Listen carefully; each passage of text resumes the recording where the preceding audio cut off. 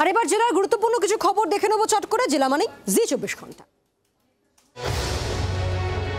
Malda medical কলেজের girls হস্টেলে ছাদের চাঙড় ভেঙে পড়ায় আতঙ্ক। যে কোনো মুহূর্তে ঘটে যেতে পারে বড় দুর্ঘটনা। ছাত্রীদের অভিযোগ, মাত্র 2 বছর আগে তৈরি হওয়া হস্টেল তৈরি হয় নিম্নমানের সামগ্রী দিয়ে। ছাত্রীদের অভিযোগ, তারা হোস্টেলে থাকতে পারছেন না। তাদের কিছু হলে দায় নিতে হবে মেডিকেল কলেজ কর্তৃপক্ষকে। অভিযোগ পাওয়ার পরই হোস্টেল ভবন পরিদর্শন করেন মালদা মেডিকেল কলেজ হাসপাতালের অধ্যক্ষ পার্থপ্রতিম মুখোপাধ্যায়। দ্রুত কাজ শুরুর প্রতিশ্রুতি দিয়েছেন তিনি। অভিযোগ নিয়ে শুরু হয়েছে রাজনৈতিক তরজা। জন্মদিনে নিমন্ত্রণ করে ডেকে এনে কুপিয়ে খুনের চেষ্টার অভিযোগ। কালনার যোগীপাড়ার ঘটনা। গুরুতর আহত অবস্থায় কালনা সুপার স্পেশালিটি হাসপাতালে চিকিৎসাধীন আক্রান্ত অমরেশ্বর দে। স্থানীয় সূত্রে খবর, পাপাই ঘোষ নামে এক ব্যক্তির থেকে বেশ কিছু টাকা ধার নিয়েছিল আক্রান্ত যুবক অমরেশ্বর। অনেকদিন পেরিয়ে গেলেও সেই টাকা সে শোধ করতে পারেনি বলেই অভিযোগ। এরপরই শুক্রবার রাতে পাপাই বাড়িতে ডেকে বাবা স্ত্রীর সহযোগিতায় অমরেশ্বরের উপর হামলা করে বলে অভিযোগ। গোটা ঘটনা খতিয়ে দেখছে police.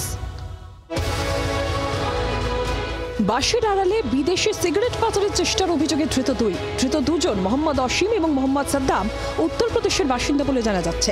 Police super Umesh Khandbahale জানিয়েছেন, গোপন সূত্রে খবর পেয়ে পুলিশ অভিযান চালায়। পাহাড়পুর মোড়ের জোড়া পেট্রোল পাম্পের কাছে একটি 10 চাকার কন্টেনারকে আটক করা হয়। চালকের আসনের পিছনে একটি চেম্বারে লুকোনো ছিল 50 কার্টন বিদেশি সিগারেট। ধৃতরা জানিয়েছে, সিগারেটগুলি অসমের বাঙ্গাইগাঁও থেকে উত্তরাখণ্ডে নিয়ে যাওয়া হচ্ছিল।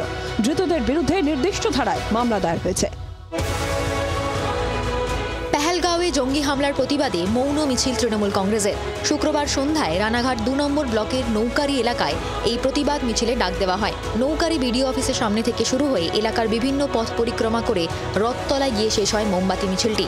মিছিলে অংশ নেন রানাঘাট পৌরসভার ভাইস চেয়ারম্যান আনন্দ দে সহ ব্লকের অন্যান্য তৃণমূল কর্মীরা। মিছিল থেকে পেহেলগাঁওয়ের ঘটনার তীব্র নিন্দা জানানো হয়।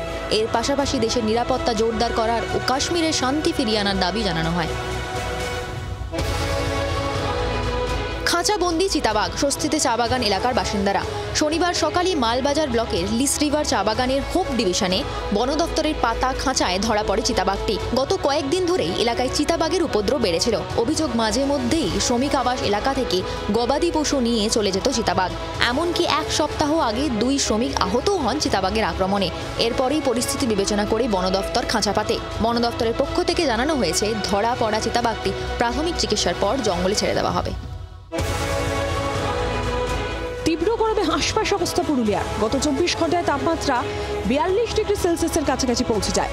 বেলা বাড়তেই গরমের দাপটও বাড়ছে। দুপুরের আগে প্রয়োজনীয় কাজ সেরে ফেলতে চাইছেন জেলাবাসী।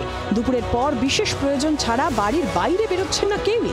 এর মধ্যেই প্রখর রোদে জেলার বিভিন্ন প্রান্তে জলস্তর নেমে যাওয়ায় দেখা দিয়েছে পানীয় জলের সংকট। কবে হবে স্বস্তির বৃষ্টি? চাতক পাখির মতন অপেক্ষায় জেলাবাসী। বাংলার আওয়াজ, বাঙালির আবেগ, জি 24 ঘন্টা।